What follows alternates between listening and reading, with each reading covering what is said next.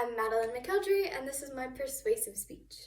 Have you ever thought about what it would be like to have a guaranteed base income to help support yourself and not have to worry so much about the never-ending list of bills? Well, if we implemented a universal basic income, this could become a reality. UBI is a set amount of money that the government gives everyone, most likely monthly, no strings attached.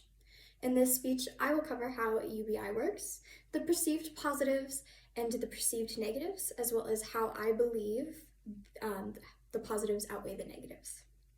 Firstly, UBI is a proposed economic system that would essentially be a base income given to everyone from separate from whatever their outside income may be. Procon.org wrote an article titled Universal Basic Income, Top 3 Pros and Cons, last updated on February 25th, 2021. Begin quote, universal basic income is an unconditional cash payment given at regular intervals by the government to all residents regardless of their earnings or employment status.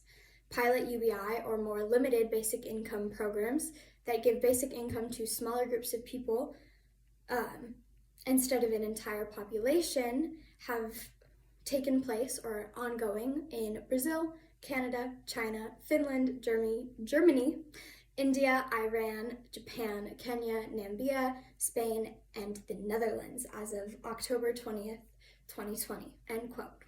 While no country has adopted it as a whole, it has been widely tested and experimented with. Different trials and different methods of giving the money to people have been tested. Some trials give the money to people in different intervals and amounts.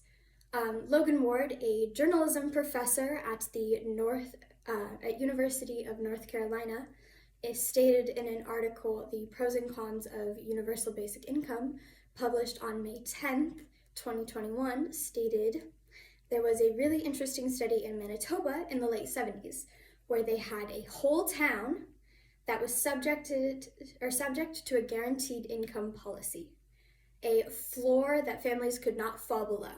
A lot of randomized controlled trials on low-income countries have been used. Have been using cash transfers since the late 80s and early 90s. Some of these are conditional cash transfers. In Mexico, for example, you might get a cash transfer from the government if you send your kids to school or take them for yearly doctor's visits.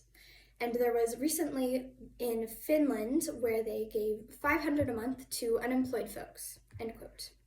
All of these trials have varying results, most of them relatively positive and uplifting to people's well-being in a couple ways. But to truly break down, we have to dive into all sides of the issues before we decide that that is really what we want for America. To start with the positives of UBI, it reduces poverty, improves physical and mental health, lowers school dropout rates, and leads to positive job growth. In a Scientific American article titled The U.S. Could Solve Its Poverty Problem with a Universal Basic Income, written by Michael H. Howard, a philosophy professor, published January 6, 2023, states, begin quote, providing a government-funded monthly payment to every individual would broadly lift them out of poverty, while providing millions of children with a better chance at a good education, improved health, and higher future earnings, end quote. UBI closes the gaps in earnings for low-income people by guaranteeing families a base income. They worry less about having money to buy food and pay for necessary bills like electricity and water.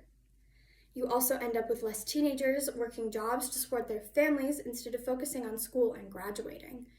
If money isn't something that is a major stress for the family, they're able to lift themselves up and prioritize more than just trying to stay afloat. UBI also helps offset the need for expensive welfare programs and improves resources available for impoverished communities. A Brookings article published on February 15th, 2017 by Shatyana Devaran, a The senior director for the Development of Economics, titled "Three Reasons for Universal Basic Income," explains that just like other countries, India has subsidies and transfer programs for the poor, but they often fail to reach the right people. Many of the subsidies are often in poorer quality, but they're really the only option for the people who need them. By giving the money to the people, you're giving them the choice to choose their options instead of forcing them to choose the lowest quality one they have available. It gives them the opportunity to really use the money the way they need to. This alleviates the large spending on welfare programs that often don't reach who they are meant for and are low quality and really not helpful, while still helping the people that are in need. There are some fears while implementing UBI on a full scale. The Corporate Finance Institute, in an article titled "Universal Basic Income," written by the CFI team, last updated January 7th, 2023, while discussing the impact of UBI on inflation, states, begin quote, "Unless something can be done to manage the situation, there would just be a vicious cycle created of higher UBI, leading to increased prices, leading to a necessary increase of UBI amounts, leading to still higher prices. You get the idea," end quote. If UBI causes such a large issue, like making the cost of living unaffordable, it negates the majority of the positive impacts. There's also the train of thought that by giving everyone a set amount of money, you're taking money away from the poor who need it and giving it to everyone. Pro.com, in an article previously mentioned, the Universal Basic Income, Top 3 Pros and Cons, states that, begin quote, "Universal Basic Income takes money from the poor and gives it to everyone, increasing poverty and depriving the poor of the much-needed targeted support," end quote. If the money isn't making it to the people who need it the most, the whole idea of UBI fails. The whole point is to help the poor. Despite these possible negatives, I still believe that UBI should be implemented countrywide. The proposed problems that would be caused by UBI are valid fears, but if the program is set up correctly and well enough, they are avoidable. On top of the extensive UBI trials, they have shown that the benefits of universal basic income are immense in comparison to the possible negatives. The UBI would target many of America's largest issues, especially those faced by underrepresented youth and minorities. Also, the deep-seated belief that Americans hold that you should work for your income and not take handouts is the root of a lot of the opposition towards UBI.